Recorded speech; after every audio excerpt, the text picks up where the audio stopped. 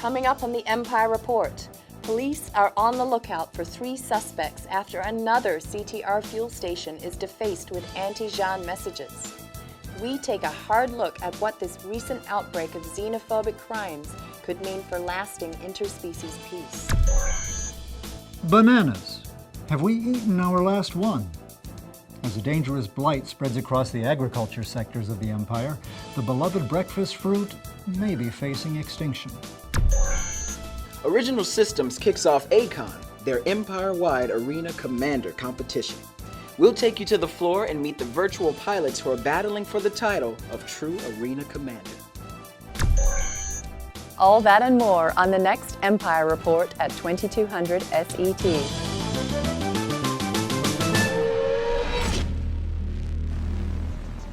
This video made possible by the ICC Stellar Surveyors and subscribers like you.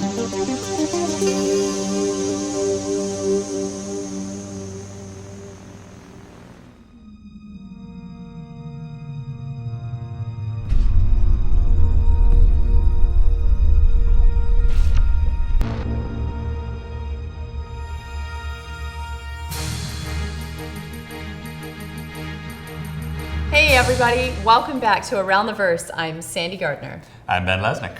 This week on the ATV interview, Tom sits down with vehicle artist Paul DeLacy to talk about working at Foundry 42. And we take a behind-the-scenes look at the process behind the Star Citizen Alpha 2.0 demo you all saw at CitizenCon. But first, Sandy's home. Sandy is home, and I had a great time in the UK. CitizenCon was awesome. First time I've ever received a standing ovation for anything. Well, I'll do this to one right now. If you wouldn't take my microphone. It was kind of overwhelming. I got lots of flowers and compliments and... You're not resigning, right? No, there's no resigning. Yeah, can you imagine? You start an event, you say, hey everybody, welcome to the event, let's have a good time. I'm resigning. So I think the important question we have here is, what was the food like?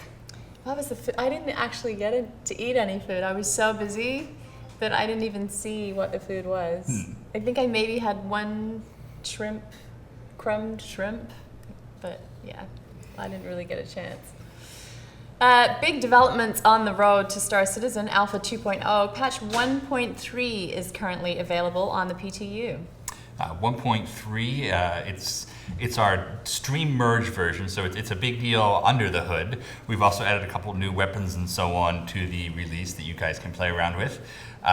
Starting this last weekend on the PTU, we are making specific ships and weapons and so on available for free so that people can test them and get their feedback without having to spend REC or UEC to unlock them. So this last week we've unlocked the Cutlass and the Hornet, as well as the new weapons. So if you're on the PTU, go out there and test those. Also, our concept sale for the Aegis Saber is now over, and everybody seems to have really liked it. Sold like hot potatoes. Yes, yes, it did. The Saber is our new medium fighter. It's sort of midway between the Gladius and the Hornet. Not quite as heavily armored as the Hornet, but it has more maneuverability, better speed, and we're excited to put it into the game. It's fast-tracked for that, so you'll be seeing more of the Saber in the not-too-distant future. And now let's check in with news from around the verse.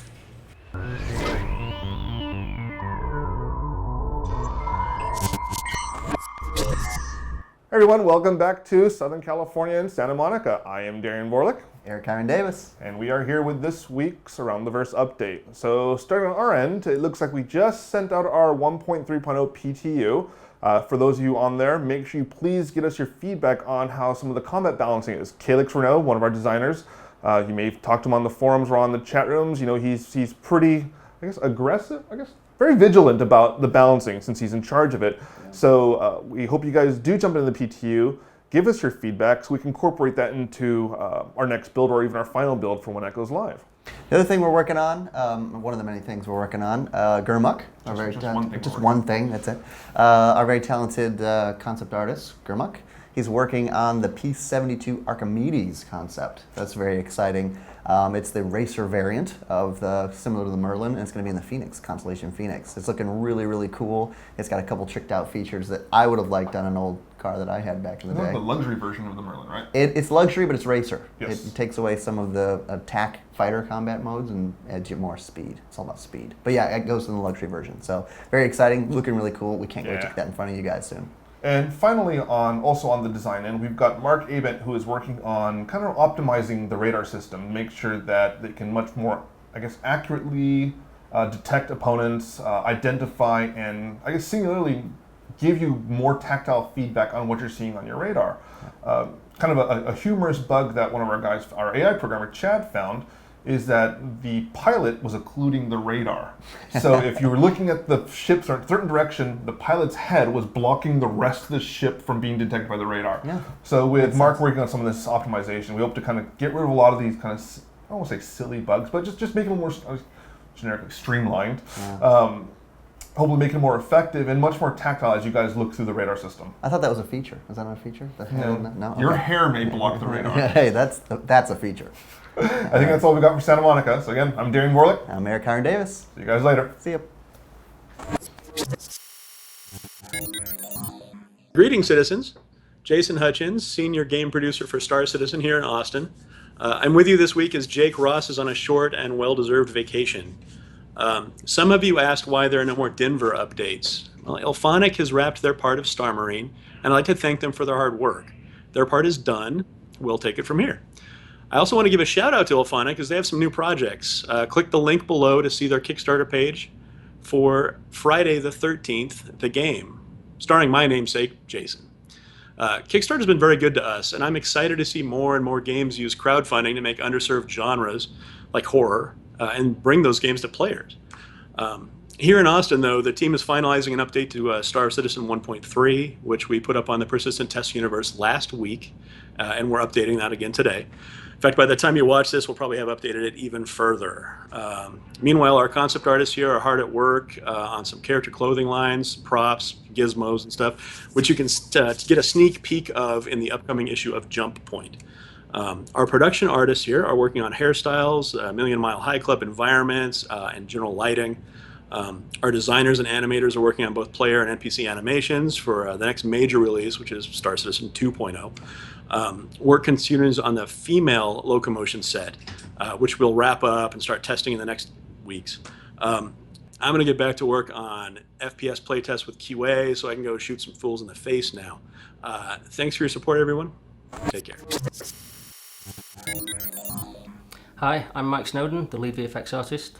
And I'm Adam Stevens, VFX artist on Mike's team. So talk a little bit about what I've been up to recently. Spend a lot of time with the ship damage effects. You will have seen hopefully some really nice footage recently online. Specifically, I've been looking at iterating on these effects. We're trying to theme the explosions and the damage based on the ship manufacturer. So a good example would be we've got the Retaliator and the Constellation, obviously two different manufacturers.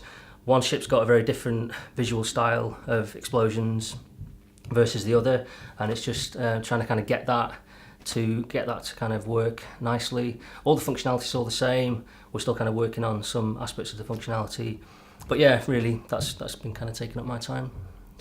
Yeah, well, obviously, not as exciting as what you're doing with blowing stuff up. I've been tasked with doing all the environmental and ambient environmental effects for any of the interiors that you're going to explore on the upcoming SC 2.0 release. Anything that would make the environments you explore look kind of different. So they would obviously be thematic to how the state of this environment is, give you a certain mood. So whether it's completely full of dust, but dust motes flying around to highlight where light's spilling in, or clean environments with just bits of, coolant, just to give it that little bit of oomph and make it a little bit more special. So that's what I've been doing. So that's us. See you in the verse. Hey guys, Brian Chambers from Frankfurt, back again. This week, busy week, always a busy week. I just want to point out, I'm always here talking to you guys, which is cool, I dig it. But I'm just kind of a voice for the team. Really takes a whole team. I'm really hoping to get some of the senior tech guys in front of the camera as well.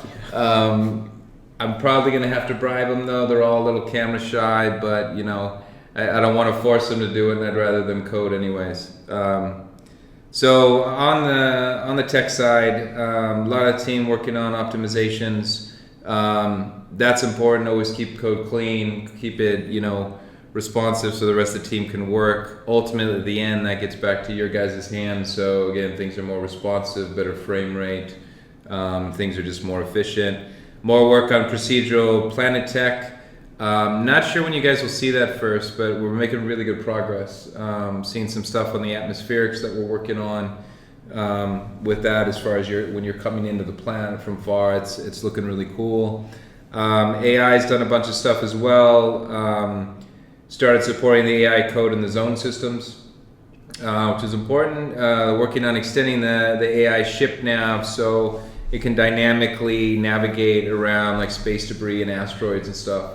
So it's cool kind of seeing them go as, you know, as these asteroids are spinning and the ships have some intelligence as they're going through them, and on and on and on.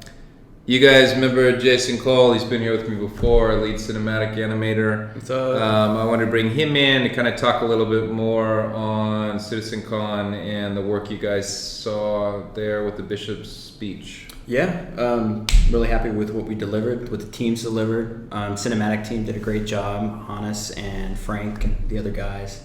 The AI stuff that we got for the level was really good, and that stuff's not even final. None of that stuff's final. We're still building it.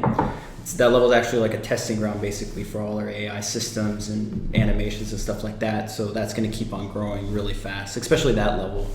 But I'm really happy with the stuff that they cool. did. And what we were talking about just before was, I mean, a lot of the work you guys did it basically created that foundation. Yeah. Right? Yeah. That allowed, characters simultaneously with body, face, audio's triggering, so on and so on. So now, since that's there and a lot of those things are, kind of proven out as far as pipeline, now they're growing and growing and growing. Yeah, it was great because we even had stuff that we couldn't even show at CitizenCon because it wasn't 100% done, but we definitely had like layering animations on top of AI locomotions and stuff like that, and they would talk to you and stuff. Yeah, be good to see that stuff coming online soon. Yeah, for sure, man. Awesome. All right, guys, thanks for watching. See you next week.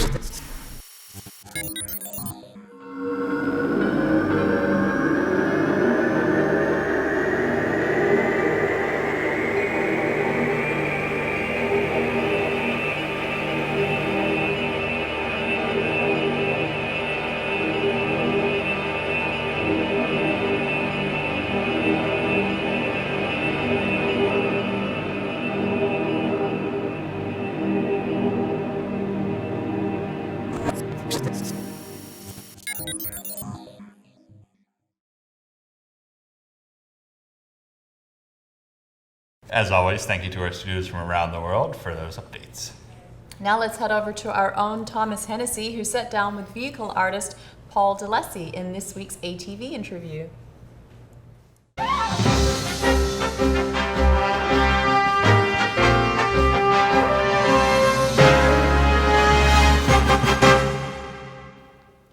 Thanks, guys. I'm here today with Paul DeLessie at Foundry 42 UK. Paul is a vehicle artist here. How you doing, man? Doing good. Good to be here. Yeah, it's good to see you again, actually. We have a bit of a similar tie to CIG, is that we both got started on The Next Great Starship. Yep. I worked as a camera operator on that show. I was a contestant. A contestant? More than a contestant. You were on the Four Horsemen, the winning team. Yes, I was. What was that like? A lot of fun, very intense, a lot of hard work. Quite a rewarding experience. $30,000 rewarding, huh? Yeah. Did you buy anything cool with the prize money? Actually bought an Oculus Rift dev kit. Oh, nice. Very cool. Got a lot of fun with that. And so now here you are. Basically, you started out doing it for that thing, which was a contest, doing it for fun, so to speak. Yes. And now here you are making a living, working, helping us make spaceships. What's that transition been like? For me specifically, it wasn't that much of a transition because I've been working in this industry for almost a decade at this point. Previous to doing this Next Great Starship, I wrapped up working on Rise.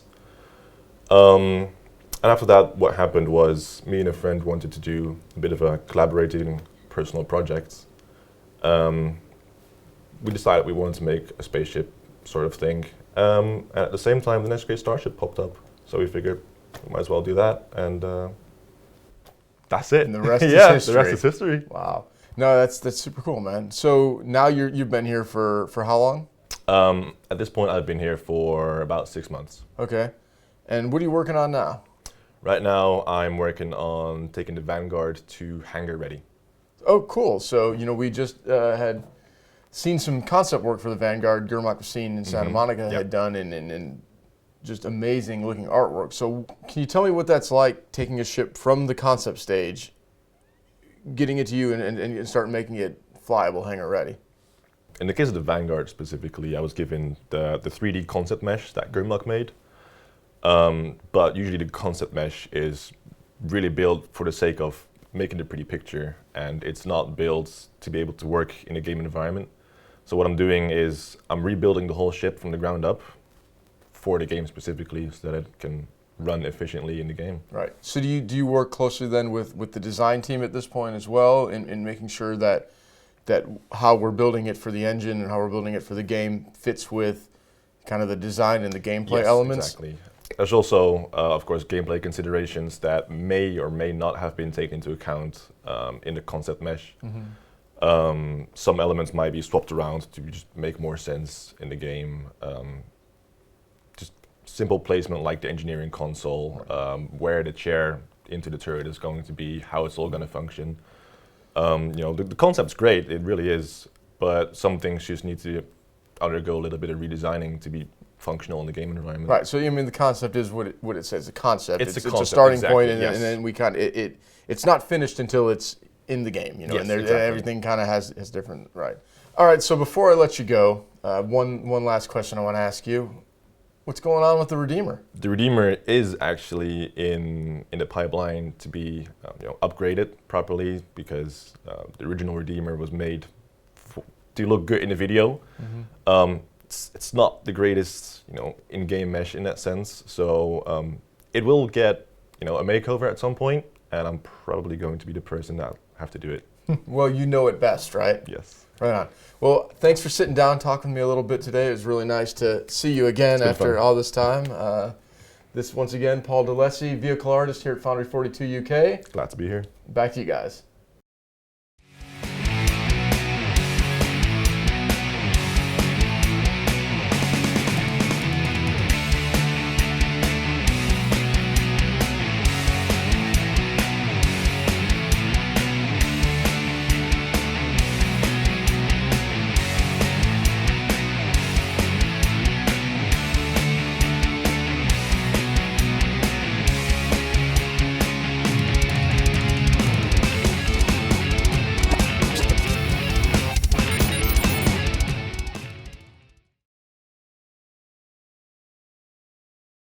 Thanks, Tom. I remember working with Paul on the Next Great Starship, and when I was at Foundry 42, not this time, but the last time, the time before, Paul DeLessie came walking into the kitchen. I was like, wait, I know you. And then it just all came flooding back. It was a fun time. He actually did an interview for us also with, I think it was the Base or INN, and one of his teammates came to CitizenCon, so that was pretty cool.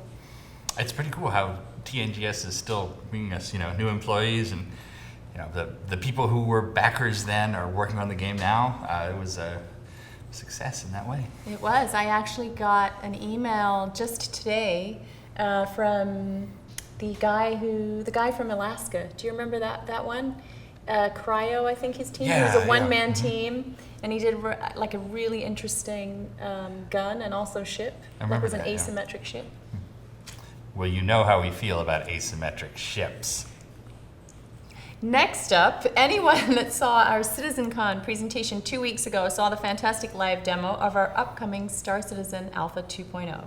Well, let's check out ATV behind the scenes to see exactly how that demo was made. Here it is. Check it out.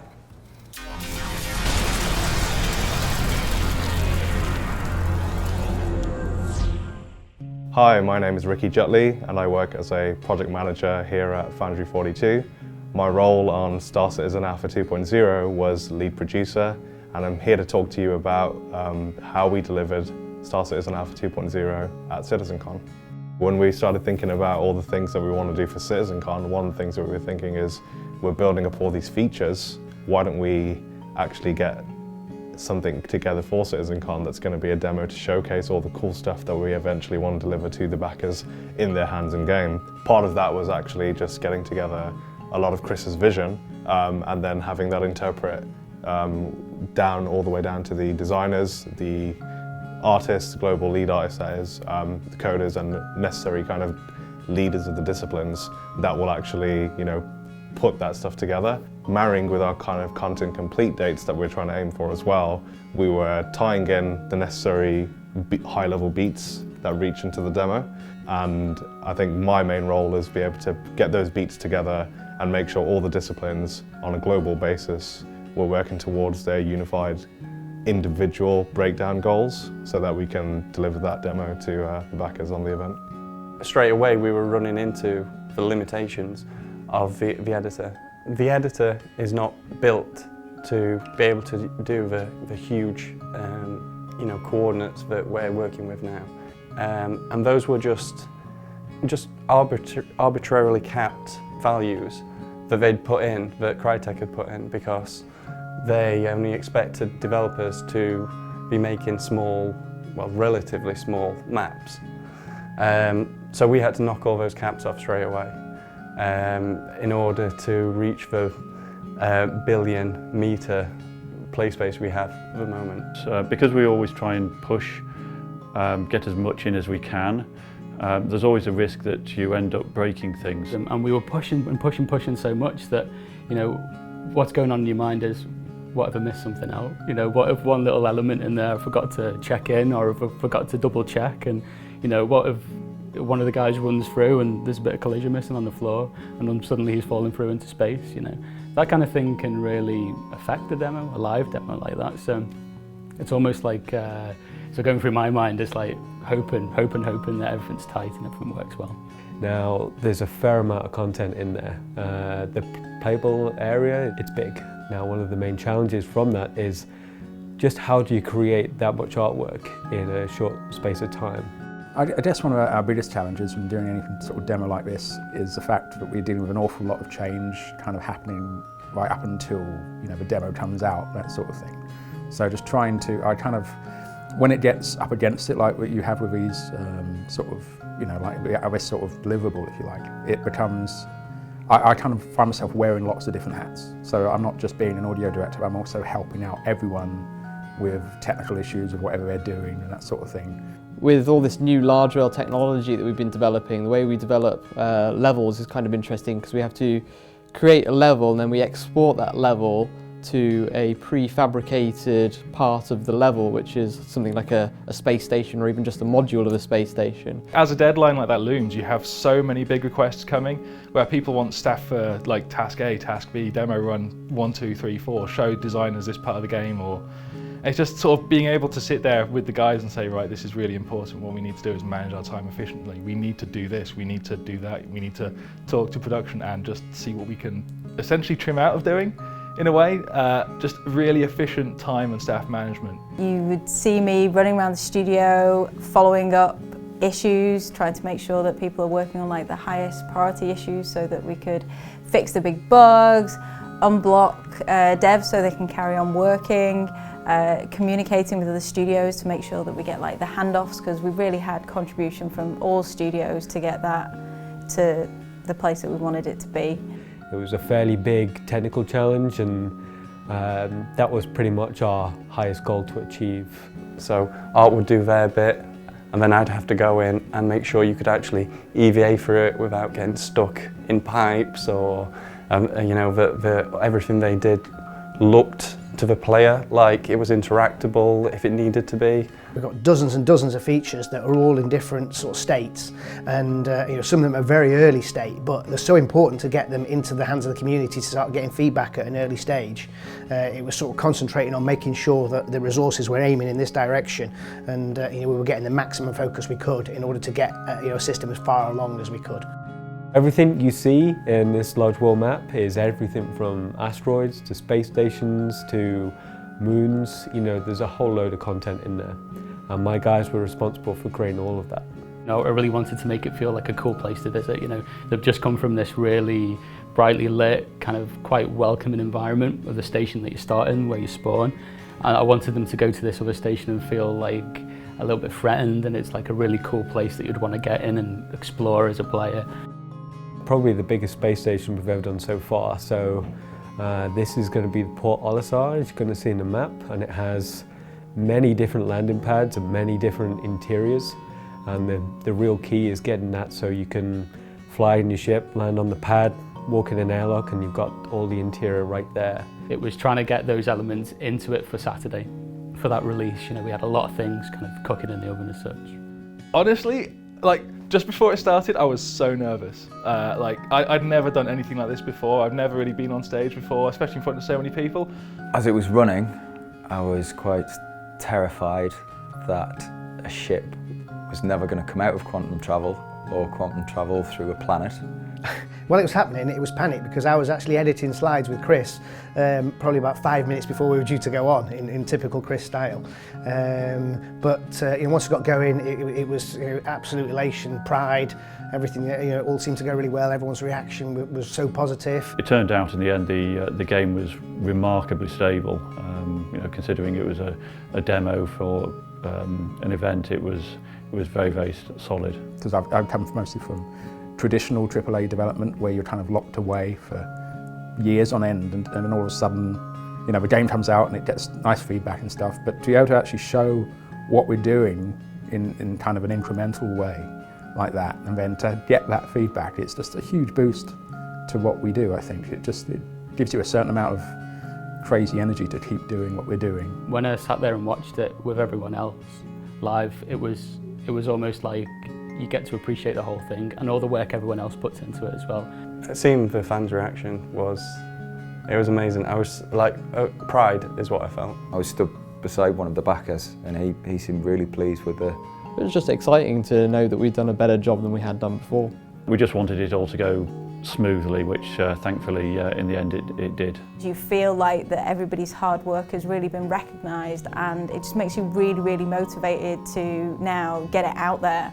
You want to get it in these backers' hands, want to get people playing it, and just get everybody as excited as we've been just going through it and playing it in the first place. The cheers that went up for half the stuff we did. When Adam got out of the ship into Eva and started flying towards the relay, that was unreal. Absolutely unreal, just the roar that went up from the crowd. I absolutely loved it. Tears are coming down their eyes because they're having so much fun, and so many interesting things happen.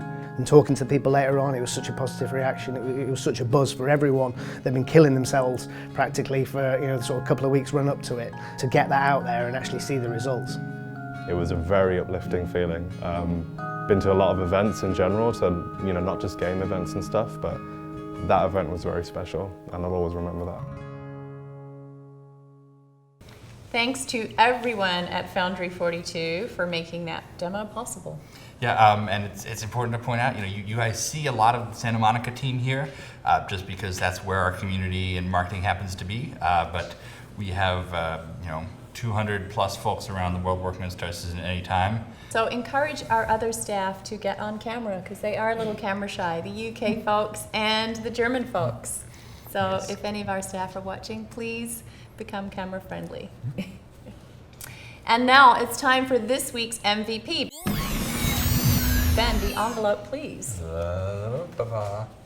Here is the envelope. All right, and this week's MVP goes to King Nerd. Ooh. And his realistic SC paper maps for captains and pilots. Check it out.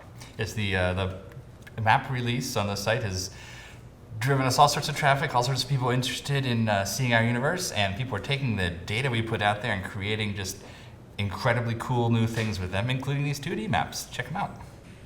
And finally, here's your art sneak peek. Wham! Wow! What a cool sneak peek! Bazow! I'm acting! It's neat! That's how acting works, right? That is absolutely how acting works.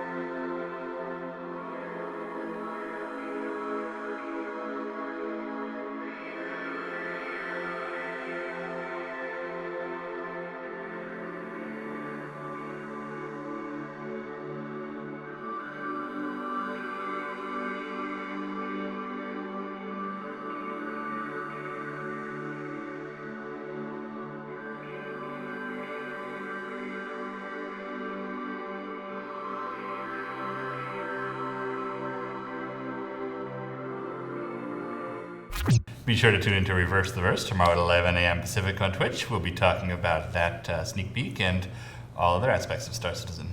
And of course, as always, thank you to all of our subscribers for making the show possible. We will see you next week on Around the Verse. Around the Verse.